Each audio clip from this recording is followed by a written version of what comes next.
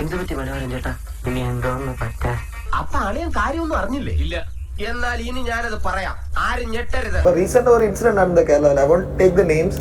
So there was one particular reviewer who was targeting a specific star for a long time. ആളെ നമുക്ക് മനസ്സിലായി.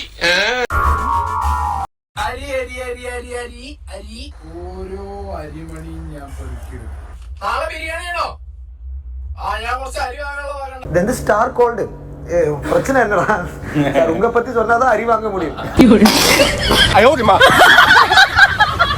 എന്തായാലും നാട്ടുകാരുടെ ഇടയിൽ എനിക്കൊരു നല്ല മതിപ്പായല്ലേ? സംശയമുണ്ടോ? ഈ നാടങ്ങട്ട് ഇളകി മറിഞ്ഞില്ലേ? ഇതിനെ കുറിച്ച് രണ്ടു വാക്ക് പറ. ഇതിനെ കുറിച്ചാ മുന്നേ കണ്ടു പറഞ്ഞു. അപ്പൊ ഈ വീഡിയോ പാനിന്റെ റീച്ച് ആയിരിക്കണം. ഇന്നലെ മുതൽ എയറിലാണ്.